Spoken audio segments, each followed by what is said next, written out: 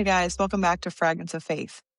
If you've been listening along with us, you know that this podcast is really just a conversation about some of the harder parts of life and faith. And grief is definitely one of those. One of the things people expect with grief is sadness. I mean, sadness is definitely part of it. But something people don't talk about very much is the guilt that can show up alongside grief. And it doesn't always show up in obvious ways. I mean, sometimes it appears during moments that are actually good, like the first time you laugh after someone dies, or the first day where you realize you didn't spend every minute thinking about them. And suddenly there's this question that shows up in your mind: how can I be okay if they're gone? For a lot of grieving people, that feeling can be confusing because grief isn't just about missing someone. Sometimes it's about trying to figure out whether you're allowed to keep living a life that they didn't get to live. Yeah, what you're describing sounds like a really specific kind of tension because it's not just grief. It's when life keeps happening and part of you doesn't quite know what to do with the guilt of still being here. And that seems like a really different feeling than just missing someone. Missing someone is expected. What you're describing sounds more like this tension between loving someone who's gone and realizing your life is still moving forward. And I wonder if that's where some of the guilt starts to form. I've heard people describe that as almost being caught off guard by their own life continuing. So when that started happening for you, what was going through your mind? You know what? Caught off guard is actually a really good way to describe that because it's not like you're planning to feel happy. It just sort of happens for a second. You laugh at something or someone says something funny, or you have a moment where you're just present in what's happening around you. And then almost immediately you become aware of it. Like there's this little pause in your brain where you think, wait, I just laughed. Should I have laughed? Or how can I be enjoying this when they're not here anymore? And that's where the guilt shows up because it suddenly feels like your life is doing something that doesn't match the weight of that loss. I remember noticing in really small, ordinary things. I mean, not big milestones or anything like that, just normal life. Laughing at something Reagan said, or having a day where the house felt peaceful, or catching myself enjoying something for a second. And they've been gone since 2022 and I still feel like that sometimes. And then almost immediately there's this feeling like, how can I feel okay right now when my children are gone? It creates this feeling where you're still grieving very deeply, but life around you hasn't stopped. I mean, it just continues whether you're ready for that or not. And I have found that's the part that people don't really talk about. That feeling of your life continuing while you're still grieving. That's a much more complicated emotional space to sit in. Yeah, that's a strange moment. The laugh itself isn't something you planned, it just happens. Something catches you off guard and for a second you react the same way anyone else would, and then your mind catches up to it. Suddenly it feels a lot heavier than it did a second before. Those those two things end up next to each other for a second. The ordinary moment that just happened and the loss that never left.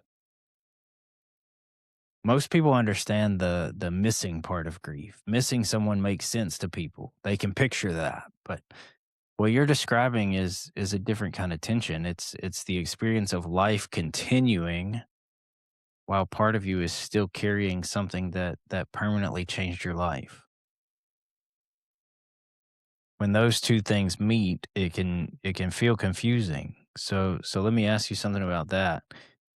when that happens now, when you catch yourself enjoying something for a second, is the guilt still the first thing that shows up? It has shifted some over time. I mean, in the beginning, it almost felt wrong. Like the second something normal happened, my brain would immediately go to, how can you be smiling? Do you even miss them? There was almost this feeling of like the world should have stopped, at least for a while. Like laughter or peace or even just a normal afternoon should not exist in the same space as that kind of loss. And over time, that feeling has faded a bit, but sometimes it still happens where you notice the joy and grief kind of sitting next to each other, but it doesn't feel like a betrayal anymore. It's still hard to accept because the truth is, life doesn't pause while you're grieving. I mean, the house could still be quiet and peaceful for a minute. Reagan can say something funny and everyone laughs. And that doesn't erase the grief. It just means that both things exist at the same time. That's one of the hardest things about grief I had to come to terms with. Joy and grief don't replace each other. They just end up living in the same space. And I think that's an important distinction, that you just made, because surviving something like that actually and actually learning how to live again are two very different things. In the beginning, most people aren't thinking about rebuilding a life. They're just trying to make it through the day. You wake up, you handle whatever absolutely has to happen, and that's about the extent of what your mind can carry. That's that's survival. And survival is mostly instinct. You breathe, you eat when you remember, you go through the motions of life because the clock keeps moving whether you're ready for it or not. But but what you're describing is when something else starts to happen. Because surviving loss is one thing, but allowing yourself to actually live again can feel like a completely different step. And that step can carry a lot of tension with it. Part of that tension comes from inside. When someone you love is gone, continuing to live fully can almost feel like your heart is asking, if I start enjoying life again, what does that say about the person who isn't here anymore?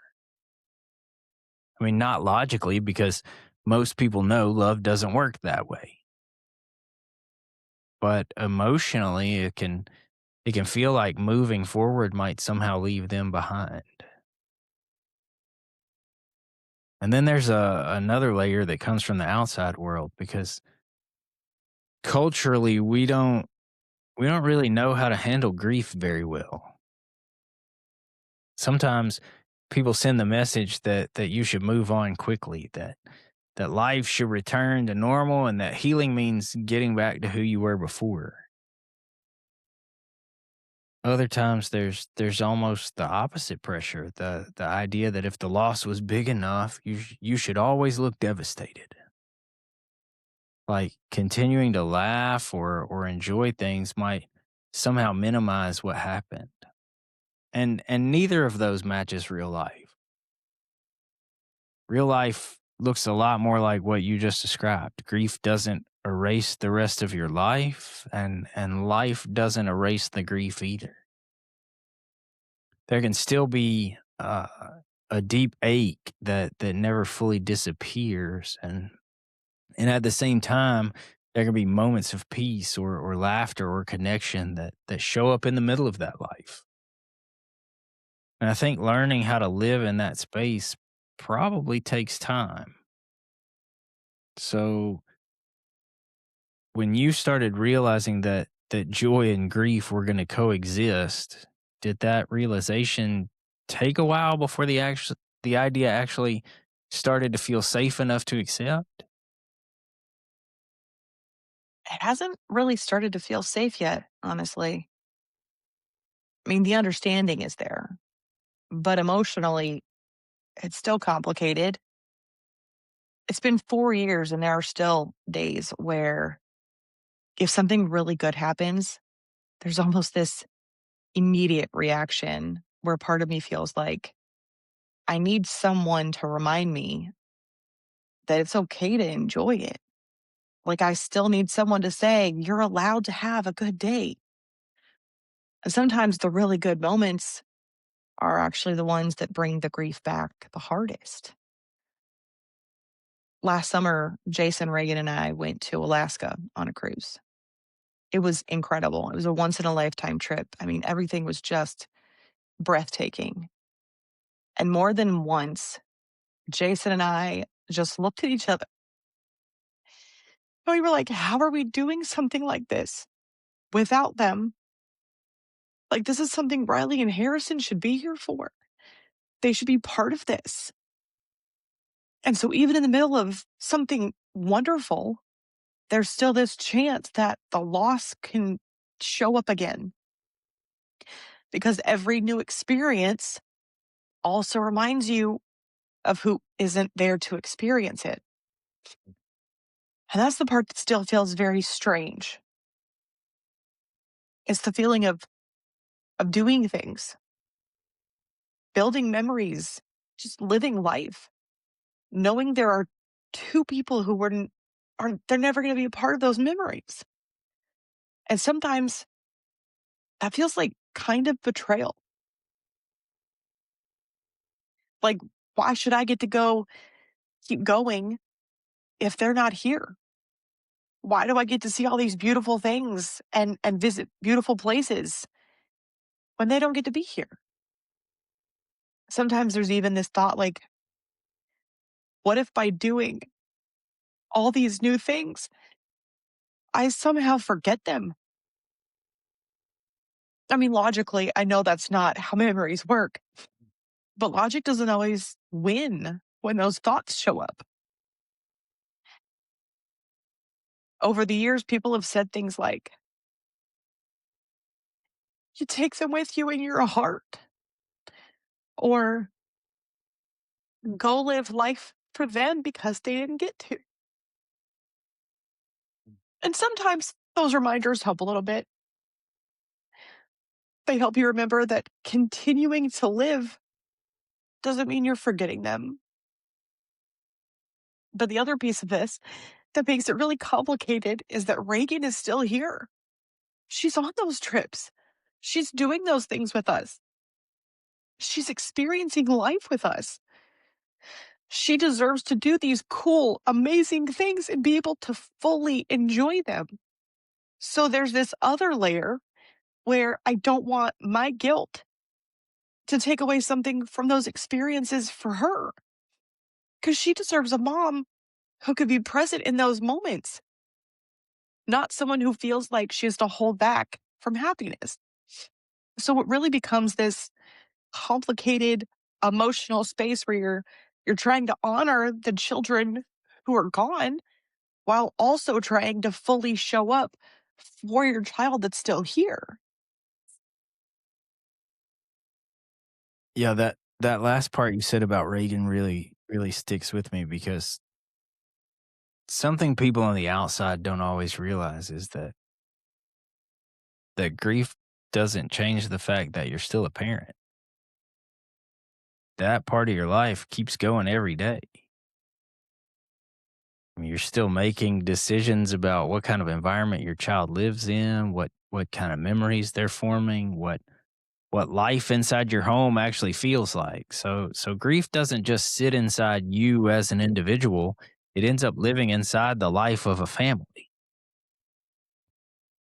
And listening to you talk about that, I can hear how aware of it you are. Uh, you're not just asking how you carry the loss of Riley and Harrison. You're also thinking about the emotional space that loss creates around Reagan. And that's a complicated balance because the love you have for the children you lost is still there. That part of your heart doesn't go away, but at the same time, you have a child who's experiencing life in real time. I think about something similar in our family, but in a different way. Both my daughters have special needs, but they experience the world very differently from each other. And one thing I'm very aware of as a parent is how easy it can be for one child's needs to quietly become the center of gravity in the family. Not because any of us intend for that to happen. It just happens naturally sometimes when one situation requires more attention or more energy or more focus. And when that happens, the other child can sometimes end up in this strange position where everyone assumes they're okay because they seem to be handling things well. Sometimes people call that being a glass child, the child who people kind of look through because the attention is somewhere else. And that's something I try to stay really aware of, making sure, the child who appears to be doing okay is still feels fully seen and fully included and fully part of what's happening in our family. Obviously, what you're walking through is very different, but when you talk about Reagan, I hear the same kind of awareness in the way you think about things. You're not only carrying grief, you're also trying to make sure the life you're living together doesn't get overshadowed by the loss that's always there. And that probably means that there are times when you're trying to stay present with her while another part of you is aware of who isn't there. So when Reagan is really enjoying something like that trip you described, does that pull you in or does it make the absence of Riley and Harrison feel even more present at the time? Honestly, both. There are definitely times when Reagan pulls me into what's happening right in front of me. On that trip to Alaska, there was this moment on the balcony in one of the ports where we were just feeding seagulls french fries. These enormous birds were just flying right up to her, and she was laughing and holding out fries, and they were getting so close to her. And I remember just standing there taking pictures and videos because she looked so cool doing it and so happy. But at the same time, moments like that can also make the absence louder because part of your mind still goes to what would it have looked like if Riley and Harrison were there too? What have their reactions been? What could it have been like if I had all three of my kids together at the same time? And hearing you talk out loud about glass children actually brings up I wasn't really aware of fully at first. The day we got Harrison's diagnosis, which we'd already got Riley's. So everyone in the room was absolutely devastated. I mean, Jason and I are crying, my parents are crying, like everything just collapsed. And Reagan was walking around handing people tissues. And I just remember thinking, wow, she is so strong. Looking back now, though, that's not what that was. She did not understand the full gravity of what we had just been told. She just saw the adults around her falling apart and didn't know what else to do. And later on,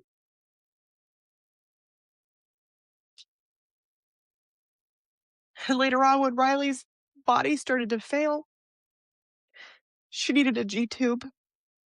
She needed to be catheterized several times a day because she couldn't urinate on her own.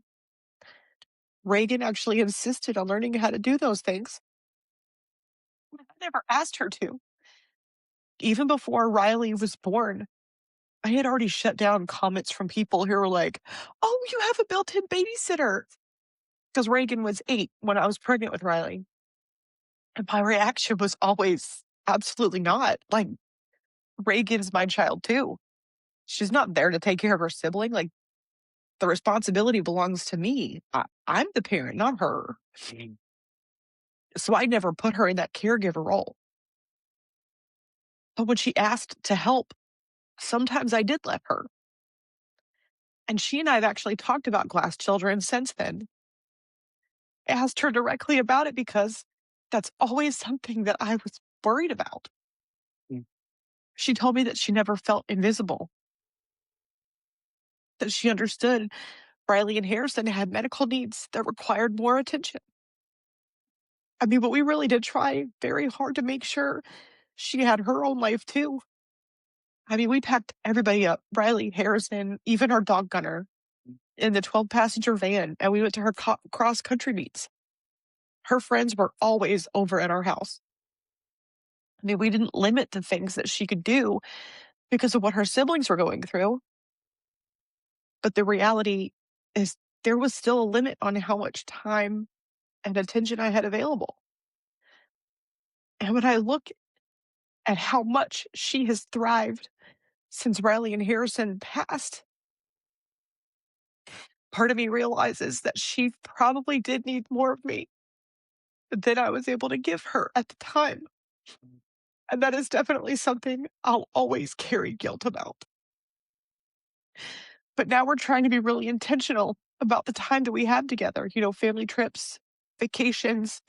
I mean, just spontaneous things like, hey, I'll be home from work in a little bit. Let's go get boba tea. Or even texting each other when someone notices that it's 11:11. I don't know how that became our thing. It just is. But being able to show up with her now feels really important.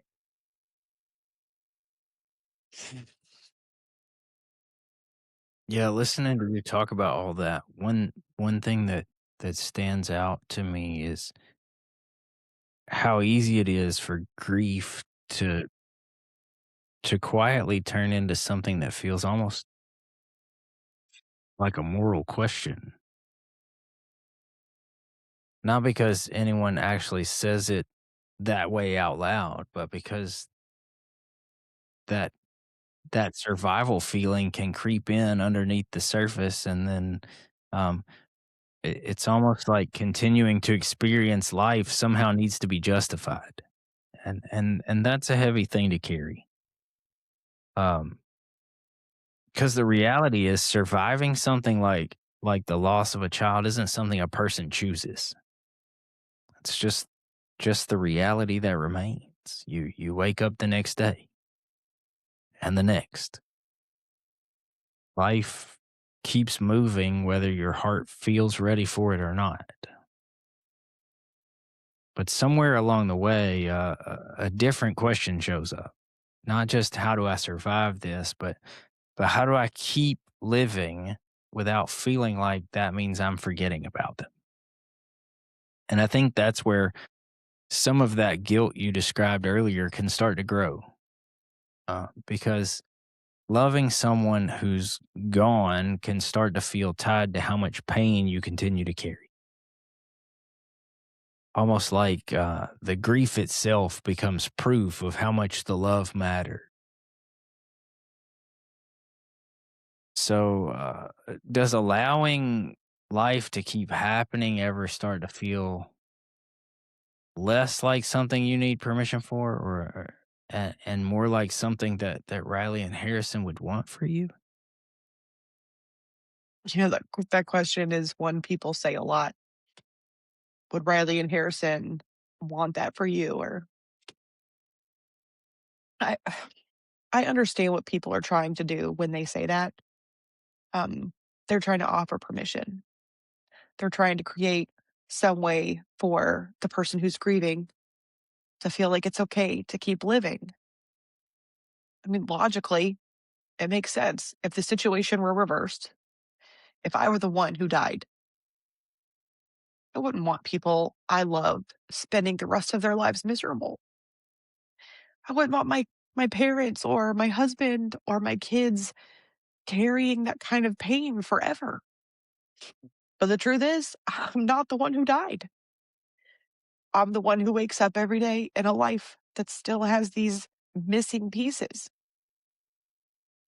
And learning how to experience happiness again inside a life that still has those missing pieces, that's really complicated because the good moments don't erase the absence.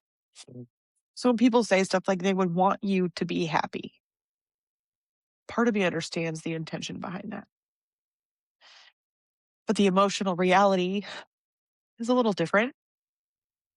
It's not just about permission to be happy, it's about learning how joy and grief both show up in the same life. I mean, and that takes time, sometimes a lot of time. But I think that eventually becomes clearer. Remembering someone doesn't require permanent suffering. Love doesn't disappear just because life keeps moving. I mean, if anything, the love is the reason those memories still matter. I mean, the reason the people we lost are still part of the life we're living. If they're not here in the way that we wish they were, I mean, they're still part of the story. The grief is still there, the love is still there, and life keeps going around those things. So if you're listening to this and you're feeling some type of way, maybe feeling guilty for laughing at something or enjoying a moment or realizing that life keeps moving, even though someone you love isn't here anymore, you're not the only one who feels that. Those emotions show up for a lot of people who are grieving. And it doesn't mean you love them any less. It just means you're still here, trying to figure out how to live inside a life that has changed dramatically. So we'll see you next week when we come back for Fragments of Faith.